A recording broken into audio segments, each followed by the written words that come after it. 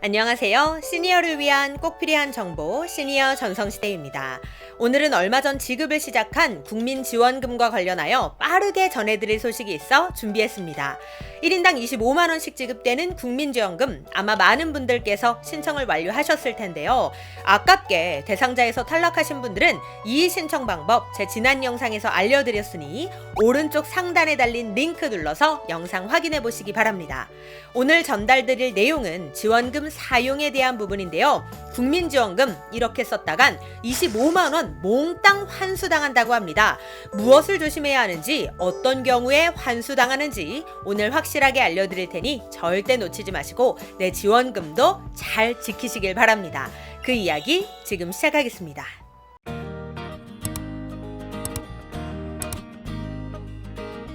국민지원금 환수 조건에 대해 말씀드리기에 앞서 국민지원금 사용 가능 업종과 사용 불가 업종에 대해 짧게 정리부터 해드리고 가겠습니다.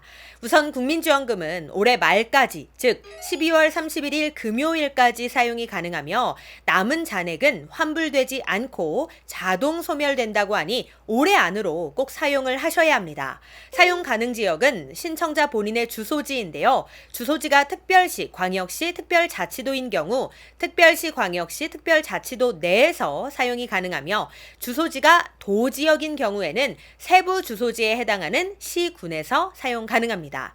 그럼 사용 가능 업종은 어떻게 될까요? 전통시장, 동네마트, 식당, 미용실, 약국, 병원, 안경점, 의류점, 학원, 프랜차이즈 가맹점인 편의점, 빵집, 카페, 치킨집 등에서 사용이 가능합니다.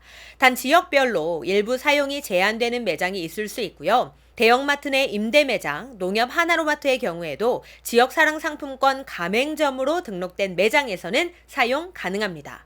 그렇다면 사용 불가 업종은 어떻게 될까요? 백화점, 복합 쇼핑몰, 대형마트, 기업형 슈퍼마켓, 면세점, 유흥업종, 사행산업, 대형 전자판매점, 직영매장, 프랜차이즈 직영매장, 대형 외국계 매장, 대형 온라인몰, 대형 배달앱 등에서는 사용 불가합니다. 자, 여기서 기업형 슈퍼마켓이란 이마트 에브리데이, 노브랜드, GS 슈퍼마켓, 롯데슈퍼, 홈플러스 익스프레스 등입니다. 즉 이렇게 기업형 슈퍼마켓은 안 되지만 반면 편의점은 또 가능하니까 이 점 헷갈리지 마시고요. 또 대형 전자판매점, 직영매장은 삼성 디지털 프라자, LG 베스트샵, 전자랜드, 하이마트 등이 해당됩니다. 즉 이런 곳에서는 사용이 불가하다는 거죠. 또한 프랜차이즈 직영매장은 스타벅스, 일부 빵집, 카페 등이 해당되고 대형 외국계 매장은 샤넬, 루이비통, 이케아, 애플 등입니다. 그리고 대형 온라인몰은 11번가, G마켓, 쿠팡, 위메프, 티몬 옥션, 인터파크 등이 해당되고요. 대형 배달앱은 배달의 민족, 요기요 등이 해당됩니다. 즉 이런 곳들에서는 사용이 불가하다는 건데 다만 배달앱으로 주문하더라도 지역사랑 상품권 가맹점의 자체 단말기를 사용해서 현장 결제하는 경우에는 가능하다고 합니다. 또 지역사랑 상품권이 아니더라도 만나서 카드 결제 시 사용이 가능한 곳들도 많으니 이 점도 참고하셔서 주문하시길 바랍니다. 자, 그런데 문제는 이 국민지원금을 가지고 꼼수를 부리는 사람들이 있다는 겁니다. 이번 국민지원금의 취지 자체가 코로나로 인해 어려움을 겪고 있는 우리 소상공인들을 돕기 위함인데 이러한 목적으로 사용하지 않고 교묘하게 머리를 써서 엉뚱한 쪽으로 사용하는 사람들이 있다는 겁니다. 그래서 정부에서도 이런 사례 적발 시 즉시 반환 조치를 하겠다고 엄포를 놓은 상황인데요. 국민지원금 꼼수 사용, 그것은 바로 카드깡 현금화입니다. 우리 시니어님들 카드깡은 이미 다들 알고 계시죠? 그런데 이 카드깡을 글쎄 국민지원금에다가도 써먹더라고요. 요즘 인터넷에는 국민지원금 현금화하는 방법, 국민지원금 카드깡 방법 이런 문의글들이 자주 올라오고 있는 상황입니다. 게다가 인터넷 중고판매 사이트에는 이런 글까지 올라왔습니다. 26만원 나이키 운동화 새 상품 20만원에 내놓습니다. 재난지원금 현금화용이라 믿고 사셔도 됩니다. 즉 지원금으로 25만원 언저리의 물건을 구매한 뒤 그걸 다시 되파는 방법으로 현금화하는 사례가 늘고 있다는 겁니다. 그런데 이렇게 중고로 팔게 되면 실제 내가 구매한 가격보다 더 낮은 가격으로 팔게 되는 거잖아요. 그럼에도 불구하고 그걸 감수하고서라도 현금으로 바꾸려는 사람들이 많다는 겁니다. 왜냐? 내가 쓰고 싶은데 마음대로 사용하려고. 지원금 사용처에 내가 원하는 곳이 없으니까 이걸 현금으로 바꿔서 내가 원하는 대기업 프랜차이즈나 전자제품 판매점 이런 곳들에서 쓰려고 하는 거겠죠.